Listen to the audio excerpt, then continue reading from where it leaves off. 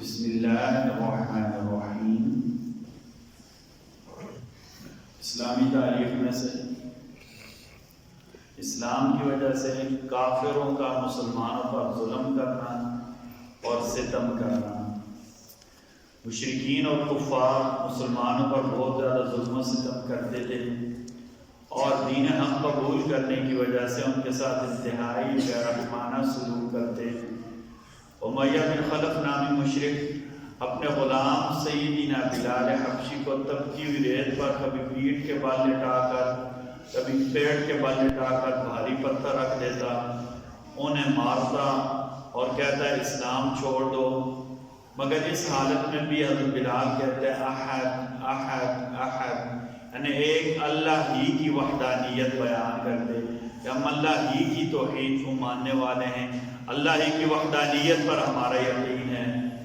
اسی طرح سیدنا عمار بن یاسر اور ان کے والدین جب مسلمان ہوئے، کمزور تھے، کفار نے بے پناہ تکلیفیں پہنچائیں۔ آپ صلی اللہ علیہ وسلم نے ایک مرتبہ ان کی حالت دیکھ کر فرمایا، یاسر کے خاندان والوں صبر کرو، تمہارا ٹھکانہ جنت ہے۔ عمار بن یاسر کے والد اور والدہ کو مشرکین نے تکلیفیں دے دے کر شہید کر دیا تھا۔ العرب کفار نے مسلمانوں کو تکلیف پہنچانے میں حد کر دی، غلاموں سے لے کر معزز لوگوں تک کو اسلام کی وجہ سے ستایا گیا، درختوں سے لٹکایا گیا، پیروں میں رسیاں باندھ کر گھسیٹا گیا، پیٹ اور پیٹھ پر پتھر کی تپتی ہوئی سیلیں رکھی گئیں، مسلمانوں کو ظلم و ستم کا نشانہ بنایا۔ لیکن صحابہ کرام کا کمال دیکھیں، ساری تکلیفیں برداشت کی مگر اللہ کی وحدانیت اور نبی کریم صلی اللہ علیہ وسلم کی محبت سے پیچھے نہیں ہٹے، تمام مصیبتوں کو برداشت کیا، ساری تکلیفوں کو سینے کے ساتھ لگایا لیکن حق کا ساتھ نہ چھوڑا۔ اس لیے تو اللہ نے کہا رضی اللہ عنہم ورضوا عنہ، اللہ ان سے راضی ہو گئے، وہ اللہ سے راضی ہو گئے۔ صحابہ کرام نے دین کی وجہ سے جو قربانیاں دی، اس وجہ سے اللہ تعالیٰ نے انہیں اپنی رضامندی کے سرٹیفکیٹ عطا کر دیے۔ نبی کریم صلی اللہ علیہ وسلم کا معجزہ، نبی کریم صلی اللہ علیہ وسلم کی قمیص مبارک کی برکت، حضرت اسماء جو سیدنا ابوبکر کی بڑی بیٹی ہیں اور حضرت عائشہ کی بڑی بہن ہیں، ان کے پاس آپ صلی اللہ علیہ وسلم کا ایک کرتا تھا، مدینے میں جو بھی بیمار ہوگا اس کرتے کو دھو کر بیماروں کو اس کا پانی پلاتی، آپ نے وہ کرتا ایسے پانی میں ڈالتی، پھر پانی بیمار کو بھیج دیتی یا بیمار کے بدن کو لگاتی تو اسے شفا مل جاتی۔ یہ میرے نبی صلی اللہ علیہ وسلم کے کرتے کی برکت تھی، کسی پیر کے کسی مولوی کے کرتے کی ایسی برکت نہیں، یہ میرے نبی صلی اللہ علیہ وسلم کے کرتے کی برکت تھی۔ کسی پیر کسی مولوی کے سوٹ یا کرتے میں برکت نہیں ہوتی۔ ٹھیک ہے،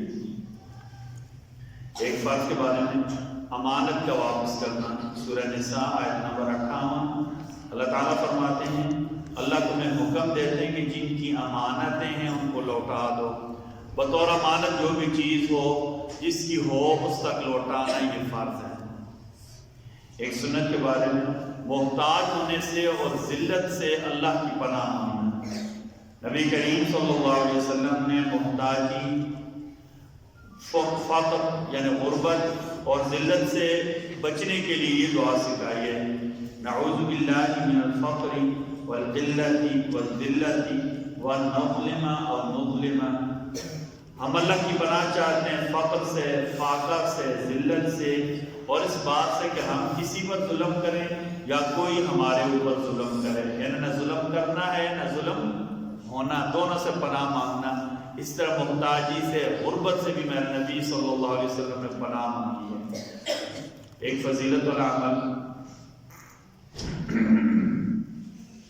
حلال روزی حاصل کرنا، نبی کریم صلی اللہ علیہ وسلم نے فرمایا جس نے حلال روزی کھائی، سنت کے مطابق عمل کیا اور لوگ اس کے ظلم اور ستم سے بچے رہے، وہ یقیناً جنت میں داخل ہوگا۔ ایک گناہ کے بارے میں، شرک کرنے والے کیسے ہوں گے، سورۃ الحج آیت نمبر 31، اللہ نے کہا وَمَن يُشْرِكْ بِاللَّهِ فَكَأَنَّمَا خَرَّ مِنَ السَّمَاءِ فَتَخْطَفُهُ الطَّيْرُ أَوْ تَهْوِي بِهِ الرِّيحُ فِي مَكَانٍ سَحِيقٍ۔ اللہ تعالیٰ فرماتے ہیں تم صرف اللہ کی طرف متوجہ ہو، اللہ کے ساتھ کسی کو شریک مت ٹھہراؤ، جو بندہ اللہ کے ساتھ شرک کرتا ہے اس کی مثال ایسی ہے جیسے وہ آسمان سے گر پڑا ہو. آسمان سے گرنے والا کا کوئی سہارا نہیں ہوتا، وہ سیدھا زمین پر ہی آتا ہے. جو شرک کرتا ہے اسے کوئی بھی نہیں بچا سکتا، اسے ذلت میں گرنے سے، گمراہی میں گرنے سے کوئی بھی نہیں بچا سکتا. اللہ نے کہا جو اللہ کے ساتھ شریک کرتا ہے اس کی مثال ایسے ہے وہ آسمان سے گر پڑا ہو اور پرندوں نے اس کی بوٹیاں نوچ دی ہوں، یا ہوا اسے اڑا کر اسے دور دراز مقام کر ڈال دے. مطلب آسمان سے گرتا ہے تب بھی کوئی سنبھال نہیں سکتا، ہوا اڑا دے تب بھی بندہ محتاج ہو جاتا ہے، کوئی سہارا نہیں ہوتا. جو اللہ کے ساتھ شریک کرتا ہے غیر اللہ اسے بالکل سہارا نہیں دے سکتے. وہ اتنا کمزور ہو جاتا ہے کہ جیسے مردہ ہوتا ہے اور گیند یا کوے آ کر اس کی بوٹیاں نوچ کر کھا جائیں. یہ شرک کرنے والی کی مثال ہے. طب نبوی سے علاج، نظر لگ جائے تو کیا کام کرنا ہے. ایک شخص کو نظر لگ گئی، آپ صلی اللہ علیہ وسلم نے اس کے سینے پر ایسے ہاتھ مارا اور یہ دعا پڑھی، اللہم اذھب عنہ حرها وبردها ووصبها، اللہم اذھب عنہ حرها وبردها ووصبها. اے اللہ اس کی گرمی، اس کی ٹھنڈک، اس کی تکلیف کو دور کر دیں. چنانچہ وہ بندہ ٹھیک ہو گیا. نبی کریم صلی اللہ علیہ وسلم کی نصیحت، آپ صلی اللہ علیہ وسلم فرمایا جب تمہارا کھانا آ جائے اگر پاؤں میں جوتے پہننے ہوں تو اسے اتار دیا کرو، کیونکہ یہ پیروں کے لیے راہ بخش اور سنت بھی ہے. یعنی بہتر یہ ہے کہ آدمی جوتے وغیرہ اتار کر کھانا کھائے. ٹھیک ہے، یہ اس سے کیا کہ پاؤں کو راحت بھی ملتی ہے. بعض لوگوں نے لکھا کہ اس سے کھانا اچھے طریقے سے کھانے بھی ہوتا اور معدے پر بوجھ نہیں پڑتا جوتے اتار کر کھانے سے. لیکن جگہ صاف ہو یا مثلا ایسی جگہ ہو کہ جہاں لوگ جوتے اتارنا برا نہ سمجھیں. ہم شادی حال میں کہ ہم جوتے اتار کے کرسی کے اوپر پاؤں رکھ کر بیٹھے تو کسی صورت میں اچھا نہیں لگے گا، ادب کے خلاف ہوگا. ٹھیک ہے جی. اور عمومی طور پر کوشش یہ کریں کہ گھر میں جس جگہ بیٹھیں دسترخوان لگا کر اچھے طریقے سے پرسکون انداز میں بیٹھ کر کھانا کھائیں. اللہ تعالیٰ ہم سب کو کہنے سننے سے زیادہ عمل کی توفیق عطا فرمائے.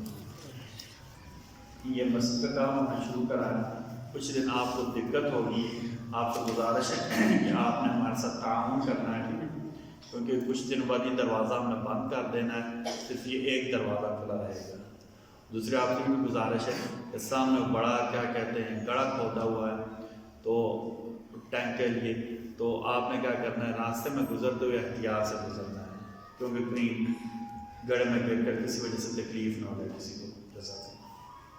بسم اللہ الرحمن الرحیم، بسم اللہ والصلاة والسلام علی رسول اللہ، بسم اللہ وعلی ملت رسول اللہ.